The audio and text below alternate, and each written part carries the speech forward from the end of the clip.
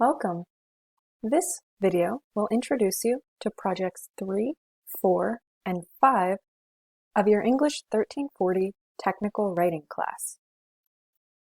Before we dive into the project, let's take a brief moment to talk about why we're working with instructions in the first place. Think about any time you've used a confusing set of instructions. IKEA is well known for this. It's frustrating, and it makes you feel like you're not getting your money's worth out of the product. Based on the types of majors who enroll in English 1340, we find that you're more likely to have to write a set of instructions in your job than other majors. For example, let's take a look at certain career fields and the kinds of instructions they often have to write, revise, or even use in their everyday job. So think about healthcare. There are certain instructions that you provide for patients. Discharge instructions, at-home medical device instructions, or for other healthcare professionals, you might create training manuals that new nurses or new technicians need to use. In IT, computer science, and engineering, you'll write a lot of standard operating procedures, certification manuals, or requirements documentation. And then for customers, you may help to create user manuals, troubleshooting guides, and things like that. Even graphic designers end up writing instructions. Maybe you create tutorials or trainings. Or for your clients, you have some sort of a how-to guide to help them submit their proposal. In any of these fields, any field that you go into, it helps to be good at writing instructions.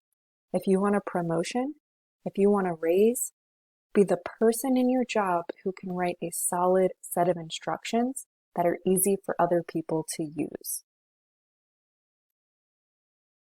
So for this project, and for projects 3, 4, and 5 actually, you're going to be choosing one of the scenarios that I provide on the assignment sheet.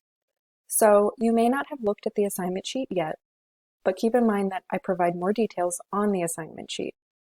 What you need to know for now is that you'll be choosing a specific scenario to work with for projects 3, 4, and 5. That means you'll be choosing a specific customer and a specific audience for an eventual set of instructions. For example, the first scenario is for PGCC's advising office. They're looking for people to propose a set of instructions on registering for courses. The PGCC library is scenario 2. They're looking for people to propose a set of instructions on how to access and use opposing viewpoints. Scenario 3, Student Life, is requesting proposals for a recipe to be included in a cookbook that they're creating. And scenario 4 is a little bit more open-ended. That one's really for students who currently work in jobs where you could write a set of instructions that may actually be useful in your job. So if you're working in healthcare, technology, or retail, maybe there's a set of instructions that doesn't exist or that needs a lot of work, and you can actually make this applicable to your real job. So the first thing you'll do, and you'll see this when you look at the assignment sheet, is you'll choose one of these scenarios that you're going to work with for projects 3, 4, and 5. But let's look at what you'll do with these scenarios for each part of the project. So project 3 is an instructions research and proposal project. You will not be actually writing the set of instructions. So you won't be writing instructions for enrolling in classes, you won't be writing a recipe, how to access opposing viewpoints. You won't be doing that yet. What you'll do in project 3 is you're going to do a lot of research, and you're going to present that research and your qualifications to your customer. So if we take a look at the scenarios again, your customers would be the first thing on each scenario. So the advising office would be a customer. The library would be a customer. Student Life office, a customer. So for project 3, You're going to be doing a bunch of research and presenting that research to your customer. Now, as you work through this project, you'll see what the research is about, and you'll see what these two documents, the annotated bibliography and the proposal memo, will include. That'll be project 3. Then for projects 4 and 5, we'll actually write and revise instructions. So what's really important to keep in mind right now is that we're on project 3. You're doing tons and tons of research, and eventually you'll turn that research into a memo. And then once we get to project 4, you'll actually start writing instructions. So you're not writing instructions yet.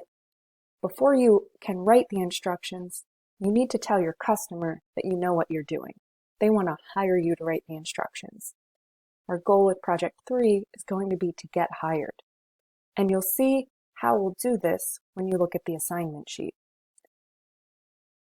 I have some tips for you for project 3. We have a lot of materials for project 3, so it can seem a little bit overwhelming. Project 3 is part of a 3-part process, but just focus on project 3. It's helpful to know that eventually you'll be writing a set of instructions and you'll be testing them, but don't worry about that yet. Just focus on project 3 for now. Keep in mind that you want to complete the annotated bibliography first. So the assignment sheet explains 2 documents that we're creating for project 3. You cannot do the proposal memo until you've written the annotated bibliography of research, because the memo synthesizes that research, but you've got to do the annotated bibliography first. So keep in mind that even though you're writing 2 documents, this is really a 2-step process for project 3. Annotated bibliography first, then think about the memo. And if you look at our course schedule, I have split it up where you should be working on the annotated bibliography and research first, and then you'll start writing the memo. As you're doing these projects, keep your research goal in mind. You're trying to learn as much as you can about what makes a set of instructions effective and useful for an audience. So if at any time you stop and you get sort of what I call lost in the sauce, refer back to your assignment sheet. Keep in mind your goal, which is to get hired. And how do you get hired? By making it clear that you have a solid plan for how you're going to use the research that you've done to eventually write a set of instructions. So all of this will make a lot more sense as you are reading the assignment sheet. So another recommendation I have is to go read the assignment sheet and the rubric now, maybe even take a look at the samples. And I have you looking at all of these things on the same day because it may be useful to, after you've looked at the assignment sheet and the samples, rewatch this video so that you can start kind of putting things together. Really take time to understand what you're doing before you move forward and start doing it. And of course, if you have any questions for me, feel free to email me or post in the general discussions board. But make sure you really understand what we're doing before you dive in and start doing the research. Good luck, and I look forward to seeing what everybody comes up with.